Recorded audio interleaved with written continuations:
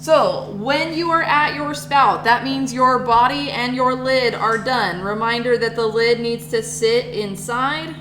Either you have the galley there, you have some sort of coil there for it to be able to sit comfortably without wiggling off.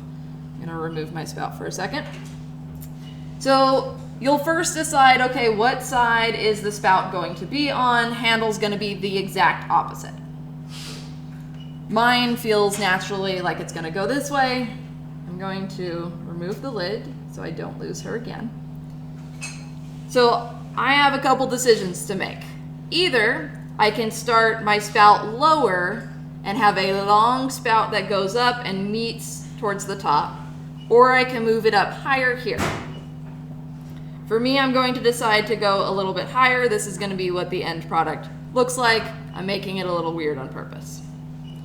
However, again, I could go lower and just make sure that the spout itself has that nice vertical that will line up, or horizontal, not vertical, horizontal that lines up to my eventual handle.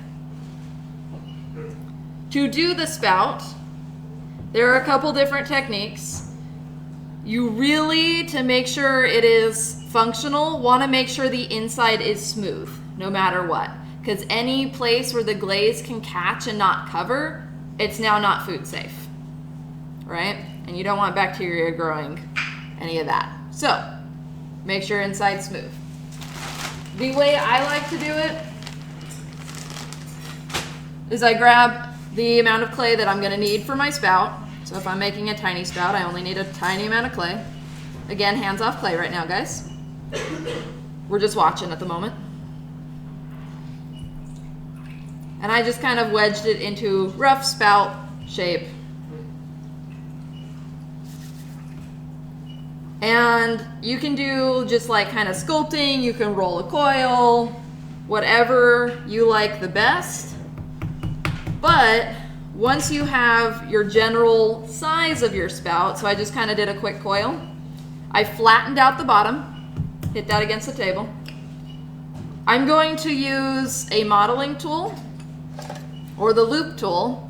For me, I'm going to use this modeling tool. This is going to be the best modeling tool, this like double pointy one. I have more in the buckets, the yellow buckets over there. And I'm going to slide this through like a pinch pot, going the exact middle. I'm going to carefully guide it through my spout. Open it up here at the end. Now I have a tiny hole. I'm going to flip to the other side. That's a little bit wider. I'm going to do the same thing, sliding it through, making sure it doesn't miss a line. And now I have a general smooth interior. Yes, it's going to get frayed and nasty at the end, especially with thinner clay. I'm going to chop off what I don't need. And now I can pinch out the form to open it up. I still want 1/4 inch or less, but 1/4 inch is good for a spout. So I'm pinching it out, both sides, being really careful not to rip it, like so. We're gonna pretend that I worked on it really long and have a nice, beautiful spout. Once I have the spout form, I'm going to compare it to my teapot. At the moment, spout don't make sense. That's not going to be very helpful. So I'm going to have a angle to my spout. So to get that angle, I'm going to cut so that I have a flat plane for the spout to reach the teapot. So I just slice through. It now is cut at an angle, so I can place that onto my teapot like so. I'm looking at it and I'm liking the look of it. Now I want to make sure that this top here also makes sense. You do not have to flatten it, but you can take it, pinch, pull. I'm going to flatten mine,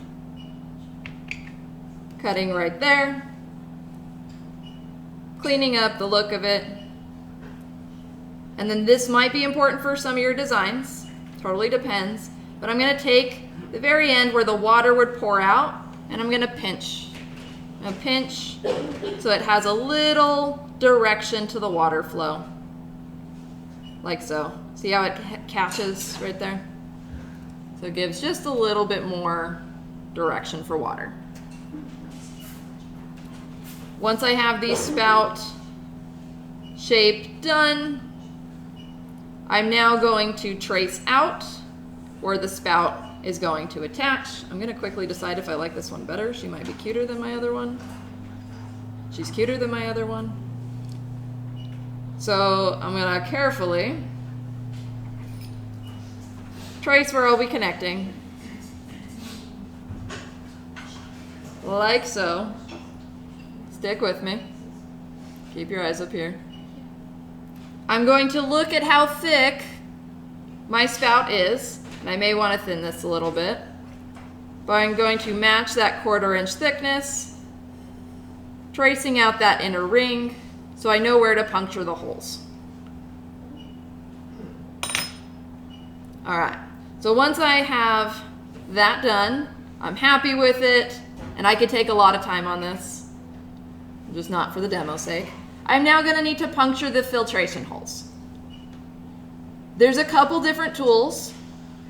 I know our instinct is going to be using the needle tool. The needle tool might pull back the clay if it's still too wet and create a really messy look. So I actually like this tool a lot too, to puncture the holes. I do have the hole punching tools as well. There's a basket of them over there. I have some somewhere over here too.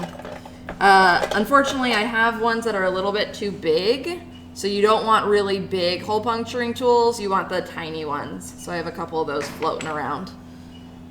But I'm going to use this guy right now, and I'm going to puncture holes that are evenly spaced. My clay is leather hard, so it can handle this without me supporting the walls too much. I'm going to puncture the hole, remove, and that would probably be too big. So you want to go a lot smaller, about there. And you want this to be as clean as possible, them evenly spaced, trying to be as consistent as possible. If it doesn't clear all the way, that's when I would use the needle tool to kind of open it up a little bit more. So I'm just kind of doing little spiral motions. And then we're going to pretend that one's smaller to fit. So you want this look down here. Once that's cleaned up really nice, make this area as clean as possible, both exterior and interior. See how nasty the interior is right now? I would clean all that up before I then score the spout on. So that is spout. Any questions on spout?